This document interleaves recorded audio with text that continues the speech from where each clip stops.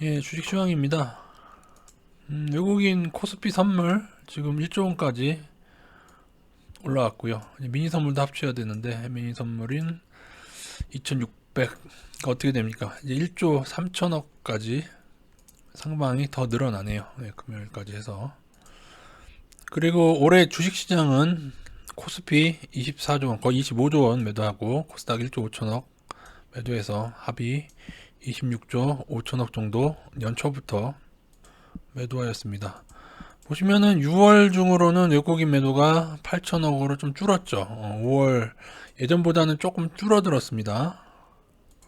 그리고 7월 2일과 7월 3일은 코스닥을 매수해서 전체적으로 좀 매수로 돌아섰는데, 근데 이 정도는 사실 큰 의미는 없습니다. 이 정도 금액은 큰 의미는 없다. 그러니까 어차피 이제 분기별로 선물 플레이로 상승시키는 동안 6월 때까지는 그래도 조금 현물 매도를 조금 줄었다. 그래도 꾸준히 매도는 8천억도 작은 건 아니죠. 그동안 막 하루에도 막 1조 원씩 매도하고 그래서 이렇게 작아 보이는 거지. 어쨌든 계속 외국인은 조금씩 매도하고 있다는 건 놓치지 마시기 바라고. 채권은 계속 매수하고 있죠. 이제 아마도 결국 제로금리까지 가지 않을까 그렇게 보여집니다. 우리나라도 어쩔 수 없죠. 뭐 미국 따라가야 되니까. 그것 때문이거나 아니면은 이제 이후에 달러 약세 전환을 보고 우리나라 통화로 들어오는 걸 수도 있습니다. 이건 외국인은 원화에 대한 엑소더스는 아니에요. 주식에 대한 엑소더스지 원화에 대한 엑소더스는 아니다. 그래서 어떻게 보면은 여기서 뺀 금액을 잠시 채권으로 옮기는 것 같기도 하고요. 예, 코스닥 이평선 깔끔하게 회복하는 모습입니다. 21선까지 뚫고 이평선들은 보시다시피 여기 5일선부터 120일선까지 모두 다 돌파를 했습니다. 그래서 조금은 위험 해지를 해도 되는데, 그러니까 경보 해제를 해도 되는데, 그러나 아직 전고점은 넘지 못했습니다. 여기까지 좀 뚫어줘야 되고, 그리고 이 추세는 아직 회복 못했죠. 그래서 인버스를 좀 줄이고 있고요. 근데 인버스가 조금은 남아 있습니다. 아마 나머지 인버스는 조금 며칠 더 21선 지지되는 거 확인되거나, 아니면 요거를 뚫어주는 거, 여길 좀 뚫어야죠. 여기 그렇게 해야 될 것 같고요. 어쨌든 잠시 코스닥 인버스까지 다 늘렸었어요. 그러니까 다 이평선 다 21선 다 깨졌지 않습니까? 그래서 나스닥 인버스도 조금, 코스닥 인버스는 또 조금, 그리고 코스닥 인버스는 20%까지 늘렸었으니까 꽤 많이 들어갔다가 좀 10%대로 줄였고요. 그리고 투자 비중 자체는 사실 50에서 60%는 계속 유지 중에 있습니다. 투자 비중 50에서 60% 정도 계속 투자 비중 유지하면서 인버스로 조절을 하는 거죠. 인버스를 다 매도하게 되면은 주식 비중이 이 정도 되는 거고요. 지금 한 30에서 30% 정도는 사실 이제 뭐 농산물이나 천연가스 등등 팔라디움 화방 등등 좀 제가 그냥 이 정도는 그냥 줄여놓기로 했습니다. 왜냐하면은 뭐 제가 여러 번에 말씀드렸지만은 주식 매도도 계속 쌓이고 있는 게 사실이기 때문에 저희가 여기부터 여기 기간까지인가는 거의 100%로 갔었죠. 저희가 주식 비중 100%로. 그래서 그때 좀 조심하면서 조금씩 여기서부터 좀 줄이기 시작했었는데 좀 적당히 투자하고 있다고 보시면 되겠습니다. 지금 코스닥은 시총상의 제약주나 뭐 셀트리온 헬스케어나 뭐 CGN은 뭐 실적은 좋아지지만 그래도 저는 버블이라고 봅니다. 뭐 그래서 CGN이라든가 뭐 HLB 같은 종목도 있고요. 시총상에 좀 버블 종목들이 꽤 많이 있습니다. 뭐 제넥신이던가도 있는 것 같고. 사실 코스닥 분석에 향후에 시총상의 제약주들이 고점에서 거래량 터지는가는 꼭 확인을 해야 됩니다. 나중에 그러면은 시총상의 제약주가 무너지면 코스닥은 무너지기 때문에 그건 봐야 되는데, 어쨌든 지금은 상황 따라서는 조금 더 상승 가능성이 크고요. 지금 주식선물 하방 투자하시는 분들은 지금처럼 다시 코스닥이 회복되면은 하방 비중 자체를 좀 줄이셔야 됩니다. 보통 인버스 들어있는 만큼을 주식선물 상방 하방 같이 가져갈 수 있을 거 아닙니까? 주식선물 상방 하방 같이 가지고 계실 건데, 여기처럼 21선 깼을 때는 뭐 코스피도로 고를 때는 하방을 많이 늘렸더라도 지금처럼 회복되면 점점 하방을 좀 줄여가시면 되겠습니다. 코스피도 뚫었죠. 21선 이평선 다 회복했습니다. 나스닥은 다 회복한 거 말씀드렸고, 다우는 회복을 했을까요? 다우는 회복을 아직 못했네요. 그죠? 다우 지수만 지금 21선을 살짝 0.89% 회복 못했습니다. 그래서 한 1% 정도만 더 오르면 이제 다우지수도 회복을 하게 됩니다.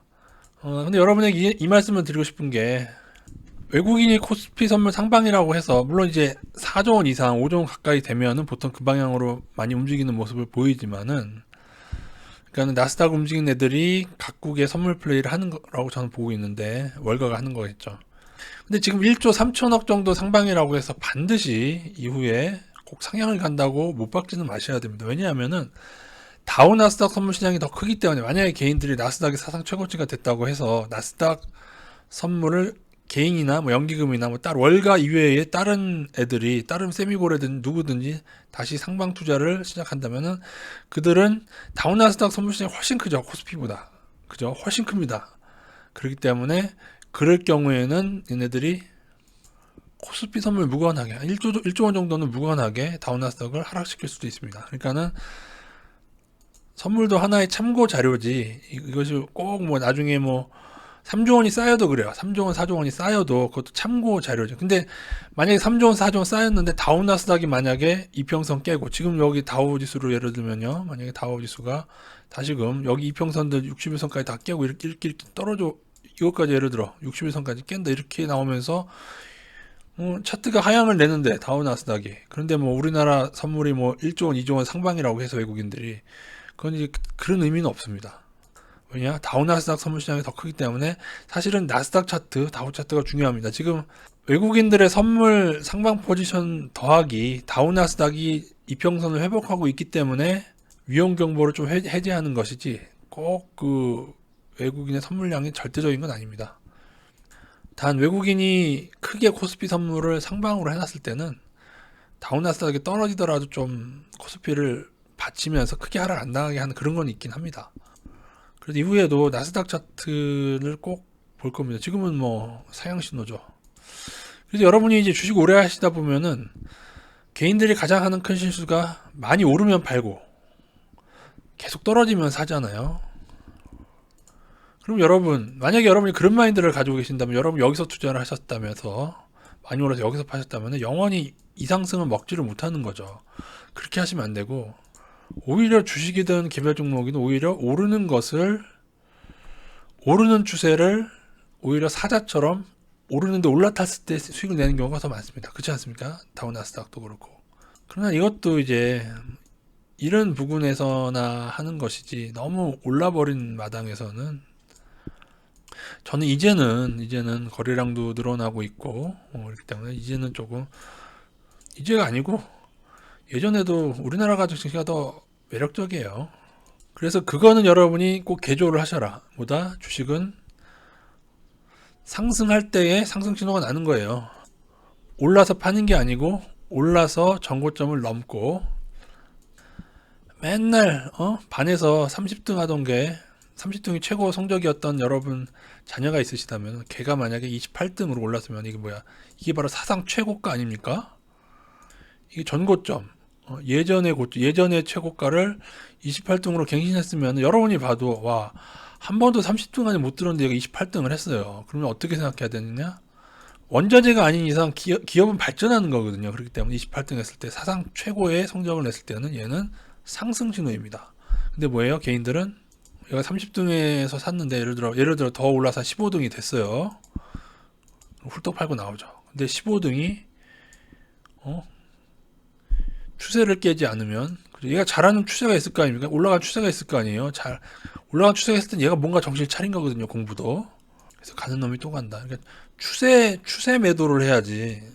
추세 매도를 하는 거, 여러분, 뭔 말인지 아시겠어요? 제가 인버스를 지금도 크게 안 치는 이유가, 많이 올랐다고 인버스를 치는 게 아니에요. 추세가 깨졌을 때 인버스를 해야 그게 먹히는 거예요. 이해가 되시죠?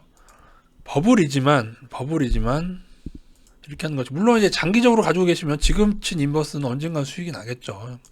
그 레벨권이긴 합니다. 그러나 지금 뭐 올인을 해서 인버스를 친다? 그러면은 뭐 어떻게 되겠어요?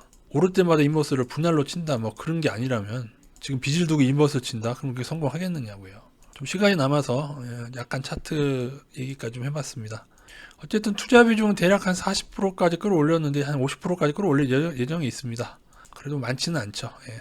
이상입니다.